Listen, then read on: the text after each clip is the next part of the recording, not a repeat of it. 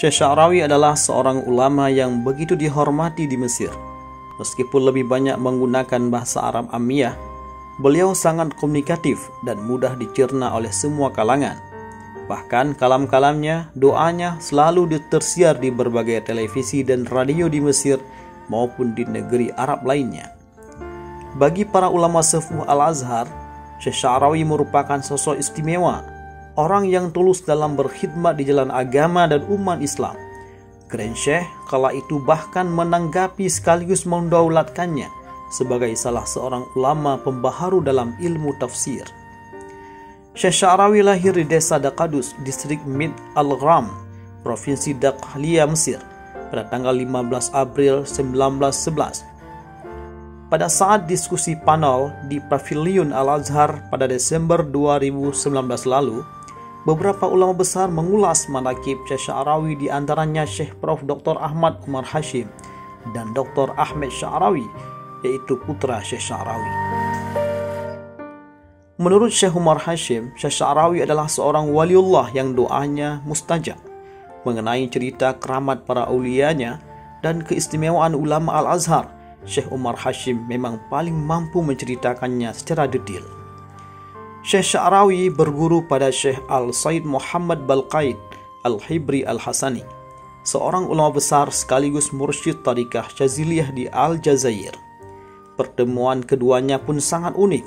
Dikisahkan, mula-mula Syekh Sya'rawi diberikan mandat sebagai pimpinan delegasi Al-Azhar untuk negara Aljazair. Namun, Syekh Sya'rawi menolaknya. Pada suatu malam, Syekh Sya'rawi bermimpi bertemu seorang lelaki paruh baya yang bersinar wajahnya dan berkata kepada dirinya dalam mimpi, "Mengapa engkau menolak datang pada kami?" Dari mimpi itulah akhirnya mengubah pikiran dan sikap Syekh Sya'rawi yang awalnya menolak menjadi pimpinan delegasi, lalu menerima dan memenuhi permintaan menuju negara Aljazair.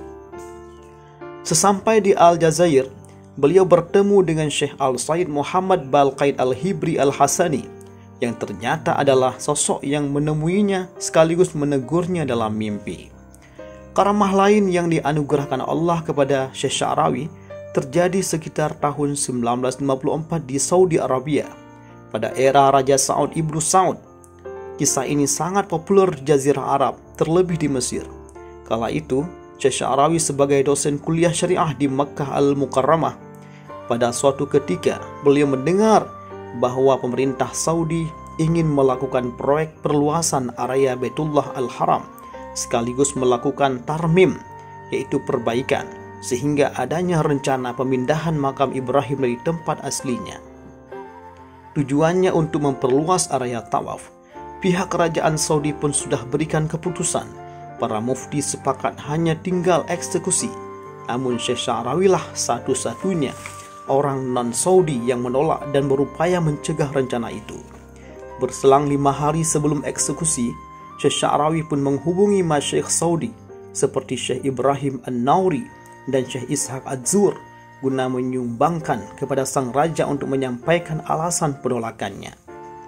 Singkat cerita, Syekh Sya'rawi akhirnya melayangkan surat protes kepada sang raja. Bahkan makam Ibrahim harus tetap berada di tempatnya, dan upaya pemindahan itu baginya merupakan pelanggaran dan tidak dapat diterima. Dalam surat yang berisi 5 lembar itu disertakan dengan alasan-alasan serta menjabarkan tinjauannya dari segi sejarah, fikih yang didasarkan pada hadis dan ayat Al-Quran yang berkaitan dengan makam Ibrahim Al-Khalil.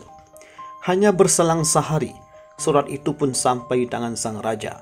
Dan setelah sang raja membaca suratnya dan mempercayai semua yang dikemukakan Syekh Sya'rawi, sehingga sang raja pun mengumpulkan para ulama Saudi dan semua membenarkan seluruh dalil-dalil Syekh Sya'rawi, yang akhirnya membuat sang raja memutuskan untuk membatalkan rencana pemindahan makam Sayyidina Ibrahim alaihissalam.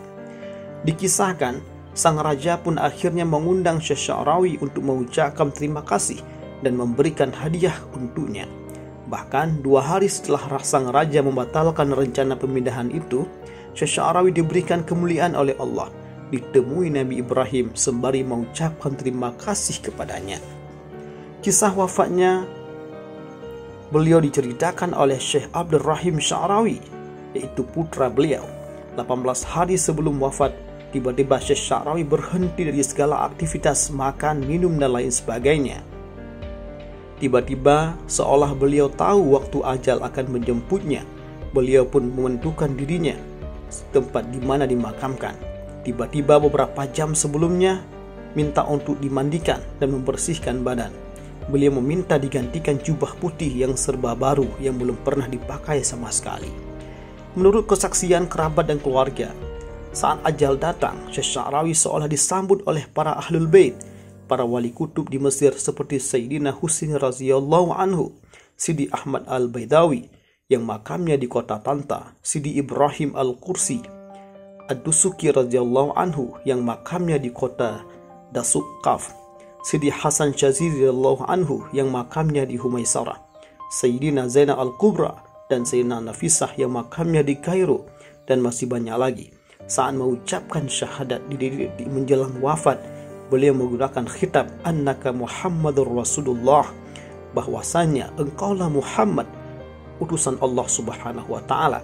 Inilah khitab kepada orang yang ada di hadapan beliau, yang artinya Rasulullah sallallahu alaihi wasallam pun turut hadir menyambut beliau.